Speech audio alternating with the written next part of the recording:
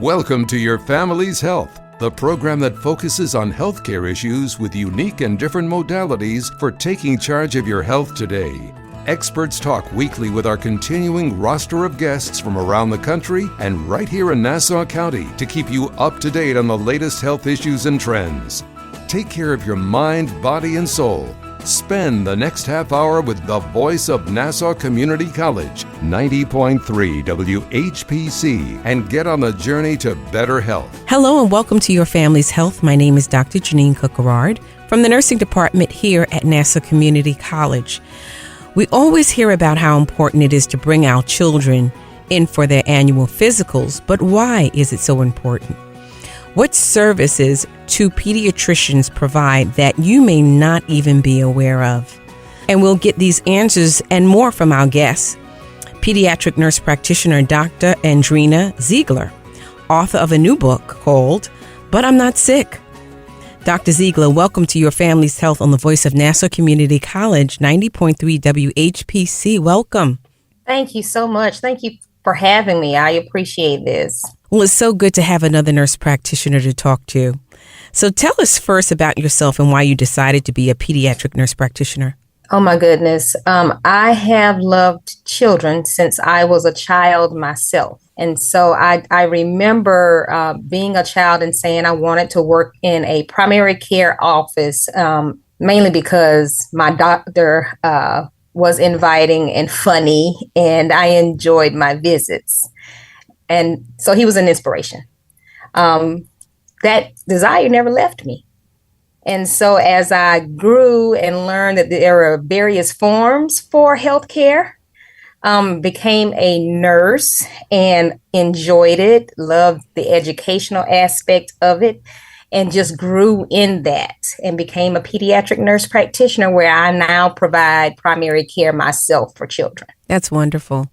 So what is the difference, for those that are listening, between a physician and a nurse practitioner? What is the role difference? Well, it's primarily the method of schooling. So the model of care where you have the medicine versus nursing.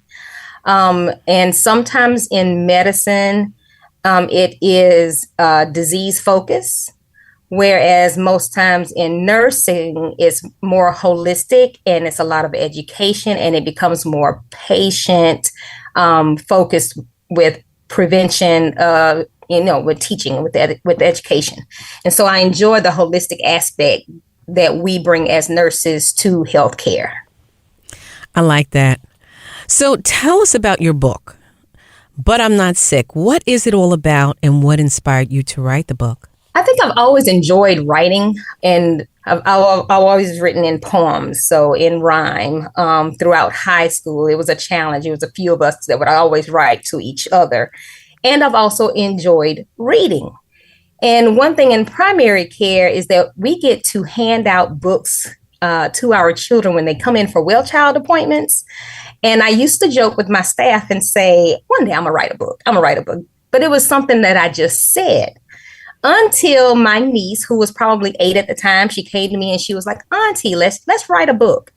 So we just sat down, in real time there and just began to write. And she left me, but I continued on. And so it was written in poem or in rhyme. And once I was finished, I showed it to my children and they were like, Mom, you should really publish this. And so But I'm Not Sick was born. So once I wrote it, a patient actually came in and Mom had given me a scenario where, he came in for a checkup and he kept asking Mom, why does he have to go? Because he wasn't sick. And to me, that was confirmation that, yes, I should go ahead and publish the book. And so it was born. Mm-hmm. Wow. So what can be done about a child's anxiety, especially before heading to their doctor's or healthcare provider visit? Well, I really encourage parents or caregivers to talk to their children, not to be afraid to let them know that something pretty scary may happen at their checkup, referring to shots, of course. But go ahead and let them know. I have a lot of parents who hide that information. I don't know. Or they'll say that shots or finger pricks or whatever has to happen at that visit is somehow punishment for bad behavior. Mm-hmm. And so we don't want that. And then lastly, don't project your fears onto your children. So if you can be as comfortable as you can in the moment with that healthcare provider in front of the child, it relays that trust relationship. And many times the child is more at ease as well. So what is it about a doctor's visit or a trip to see your healthcare provider that makes children so anxious? What do you think it is? Sometimes it's just the unknown. What's going to happen? Mm-hmm. They anticipate it being the worst thing ever. Yeah. Like not knowing is a bad thing. Right. It's like, oh my goodness, what's going to happen? And then sometimes it is association. If they've been before and they have had shots or they have had a procedure done that wasn't pleasant, then they, of course, equate that to every doctor's visit. And so we try to alleviate or at least make the visit as pleasant as possible. So I know that for my own children, I do have 4. Sometimes even before going in the office, they're screaming and I don't want to go. I don't want to go. What can parents do to kind of alleviate that almost terror when it comes down to going to see their physician or provider? Depends on the age, of course. Depends on the age. But if you can walk them through and let them know what to expect. Trying to speak to them on their age, at their age. Kids understand a lot more than we give them credit for. And so sometimes just saying exactly what the steps may be alleviates a lot of that fear. So take me through a typical visit to your office and tell me what you have, some of the I would say the tricks of the trade that you have to make the visit a pleasant one for both the child as well as the parent. I will say I have wonderful staff here. I will say that we truly do love the children, and oftentimes they become a part of our family as we do theirs. And so as soon as they come back to see us, my medical assistant is so bubbly and excited and, talking in high-pitched tones and everything. It just almost like a Disney show, just kind of very inviting for the child. And of course, when I come in, just as you see in my book, But I'm Not Sick, I use a lot of imagination when it comes to the exam itself. Nothing, of course, that is necessarily true, but it is exciting and funny to the child. So I often have them laughing during the encounter with me. And even when the nurse goes in and maybe she does have to give vaccines, she still is trying to be very engaging. Mm-hmm. Afterwards, we try to reward them. We reward for good behavior. And so we give stickers. They love to pick out their favorite animated sticker from whatever show that they're involved in and loving on right now.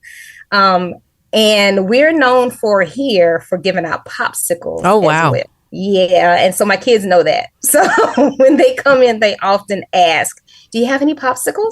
So I have to make sure I keep them on hand for when they're well behaved for their visits. So I'm changing gears a little bit. What about vaccinations? What are the big vaccinations you want to make sure every child gets and the ages you recommend them? Well, I will tell you, we go by the CDC recommendation and schedule. And usually they get most of them during their infancy. It's pretty regular from 2 months to 4 months, 6 months, and they're repeated in series to give small doses in increments so that the body continuously makes antibodies. And then it gets spread out a little bit to a year, 15 months, 18 months.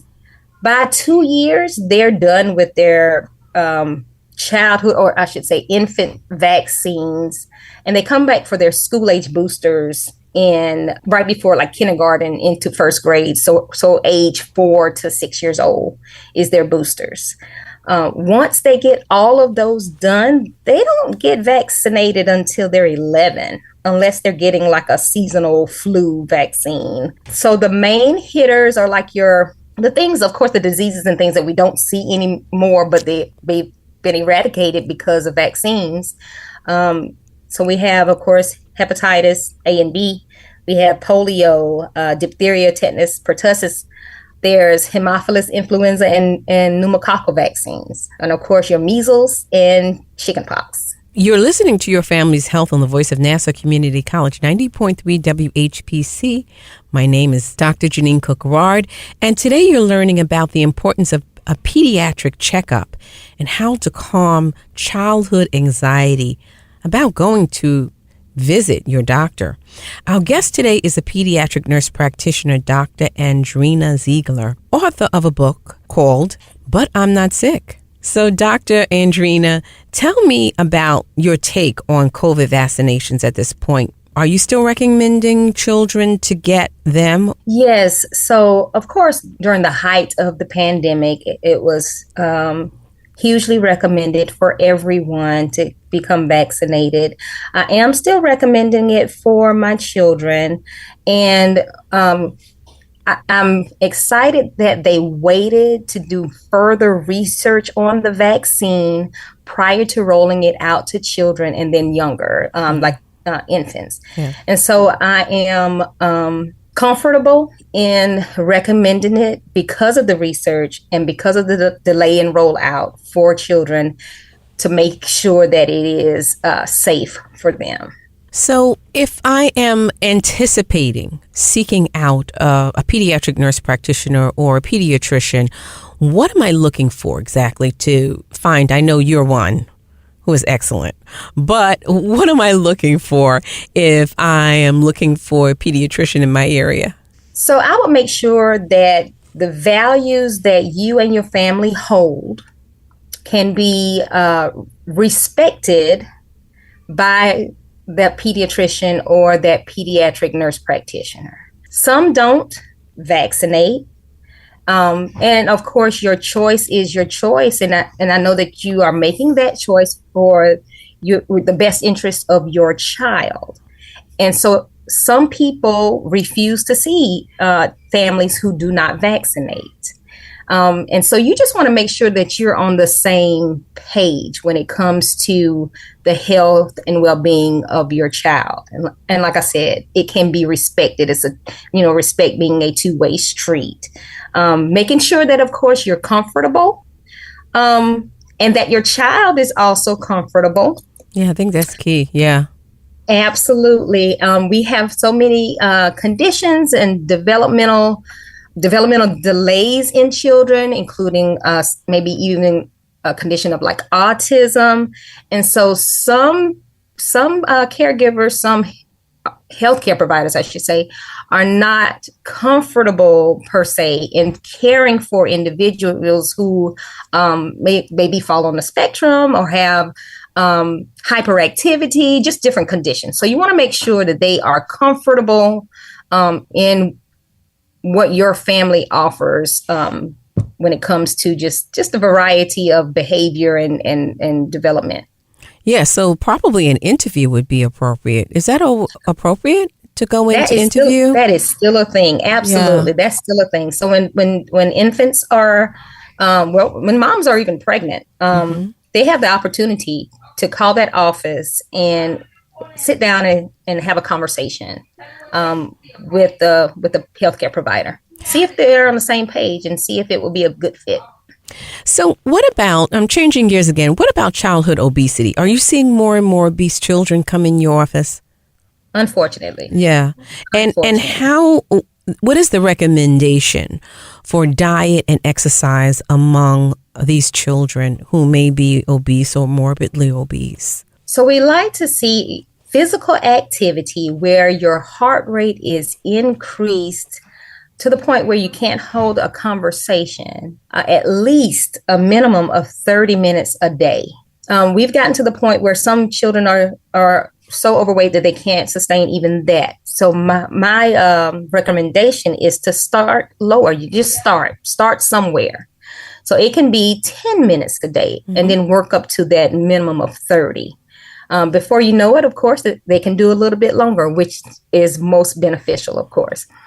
I tell them that physical activity, they will see that it actually has many benefits for the body, not just slimming down, but cardiovascularly, where the blood is able to, perfuse the body better and oxygenate you well, to where you're not so tired all the time. You think more clearly and have better mood.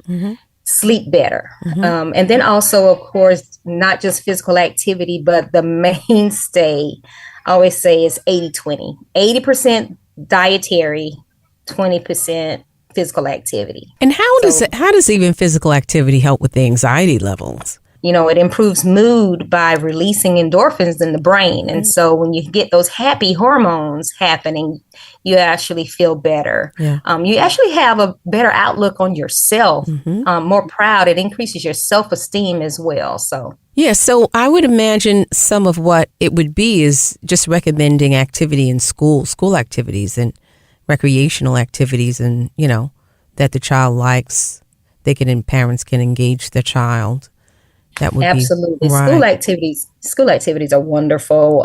They provide a distraction for the child so that they're not involved in unwelcoming and undesirable activities, but then also, like you said, the benefit physically even to that child, and socially. It's a game winner for sure. So when do I start seeing a pediatrician or pediatric nurse practitioner? What age do I start and stop seeing my pediatric nurse practitioner or pediatrician? So from birth, of course, and then usually throughout the age of 18. I remember being so in love with my pediatrician. I think I was seeing my pediatrician until I was like 30 or something. I love my pediatrician. Some of them really try to hang on as long as they can, really. So that's good. So when you find a pediatrician, is that pediatrician after 18 supposed to refer you to someone else? Like, okay, now it's time for you to leave me, sort of, and move on to somebody else. Would that be, is that something? Yeah. Sometimes there is a referral process that's made, or at least to help you transition from pediatric care to adult care. We are fortunate in my office to have adult practitioners and physicians here that we are able to transition, have that meet and greet done before they see the adult providers. So I'm changing gears again. I have so many things to talk to you about. What about the breastfed versus formula-fed children? What is the current recommendations? Well, it still is. Breast milk is the best milk. We know that nature provides. And so they get the nutrients that they need from mommy's breast milk. But I will say that breastfeeding may not be for everybody. And that is okay. I just want mommies to know that you're not a bad mommy if you choose to feed your baby formula, because that too is an option. You're listening to Your Family's Health on the Voice of Nassau Community College, 90.3 WHPC. My name is Dr. Jeanine Cook-Garard, and today you are learning about the importance of pediatric checkups and how to calm childhood anxiety about going to your healthcare provider. Our guest today is a pediatric nurse practitioner, Dr. Andrena Zeigler, author of a new book called But I'm Not Sick. I like that title, Dr. Andrena. Where did that come from, that title? Who named that book? Was it your children or? No, that actually came from, I guess it was just innate. Okay. And as I was writing it was part, of course, the writing, and it's a repetitive line in it. And so it felt very natural to name it, But I'm Not Sick. So we recently experienced a shortage of children's Tylenol, I know, and other medicines, right? Including prescription drugs. What have you heard? What's the latest on this? Is it easier to get medicines parents need versus the children, what they need? What is your take on just getting medicine at this time? What I've had to do is actually prescribe acetaminophen versus them picking it up off of the shelf over the counter. Acetaminophen being Tylenol, right? Being Tylenol, absolutely. So it's been easier for them to acquire it that way versus them finding it on their own. It is getting better. At one time, we weren't even getting samples in the office, which we normally would. That has now changed, and we recently received a shipment. Oh, good. And so I think things are turning around. But yeah, it has been a real struggle. A challenge, Tylenol shortage. There's been ADHD medications, the stimulants. Yes. It's been a shortage for those as well. And so it's been difficult, but we've been trying to do the best that we can, of course, trying to be creative as well. For instance, with the stimulants, trying to combine dosages to get the right dose that you need. Right. Or with, say, Tylenol, trying to, say, crush tablets, which seem to be more readily available than it was for your liquid suspensions. Okay. Are you still alternating the Tylenol with the Advil? Do you still alternate the two? We still do, particularly if the fever is high and persistent. It's been kind of easier to say, give a dose of Tylenol and then say 3 hours later, dose of Motrin or Advil, making it every 6 hours or so that you get either of those medications. And they're two different categories, so they both work, though, to lower the temperature of the patient. So tell me about being a pediatric nurse practitioner. What advice would you give to someone who's thinking about becoming a pediatric nurse practitioner? Do you recommend that? Absolutely. Hindsight. Absolutely. Go for it. We need more.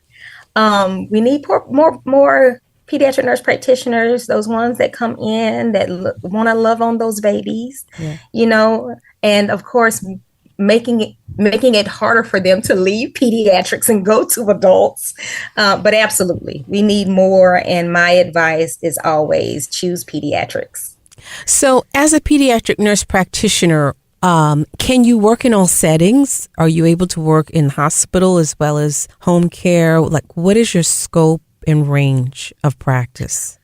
So absolutely. So you have to choose. When we go into nurse practitioner, we choose a route of either primary care versus acute care. Acute being like your hospital settings versus primary care, which is more like your doctor's offices. Right. So you can choose that route and then choose pediatrics as your, your patient level. So whether or not you want peds versus adults versus geriatrics, choose pediatrics. But I have seen where people with a primary care nurse practitioner degree or certification who go into hospital settings as well. Because of course you still get that cross training. Right. And so you still have that option. So I see people who do it all, whether it's, like you said, home care, doctor's offices, or even subspecialties as well. So as a nurse practitioner, you can write prescriptions? Absolutely. Similar to a doctor? Absolutely. So what can't you do? Let me take it from that perspective. I will say things have changed a lot. Now I'm in South Carolina where we have, we still don't have full autonomy here in South Carolina, but there are plenty of states who have taken on that. And so they practice similarly to the physician.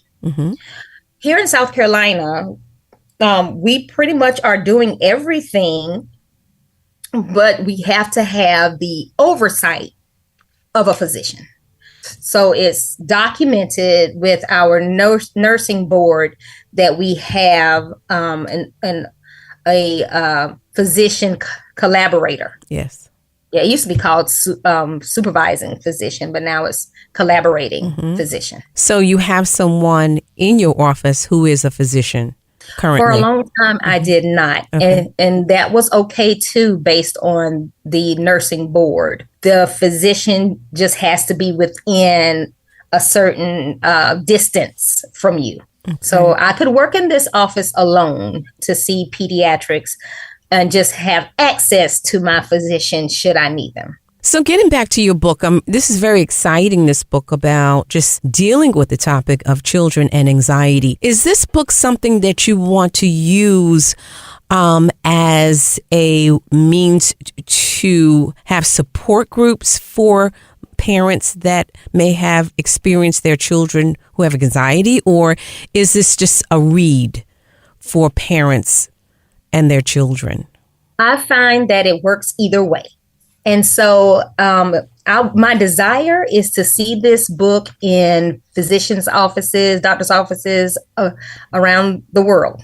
As of course, a read while you're there. I would love to see it in the homes or at daycares and schools so that they can see what a doctor's visit looks like and, come to expect fun and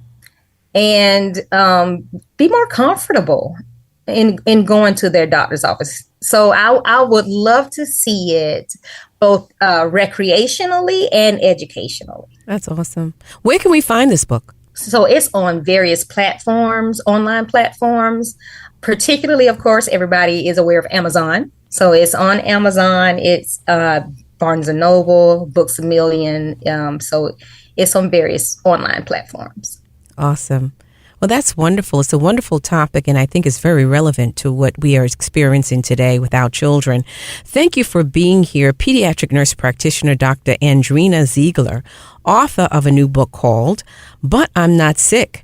Thank you so much for being here today and calming our fears and answering our questions about checkups at the pediatric nurse practitioner office. Thank you so much for having me. It's been a delight. This is Dr. Jeanine Cook-Garard from the nursing department here at Nassau Community College, and we want to thank you for listening to this week's edition of Your Family's Health. We'd like to get your feedback on your family's health. Send your comments by emailing them to whpc@ncc.edu. Podcasts of today's show are available on iTunes, Android Podcasts, and Spreaker. This program was produced at the studios of Nassau Community College in cooperation with the nursing department. Join us next week for another edition of Your Family's Health on the voice of Nassau Community College, 90.3 WHPC.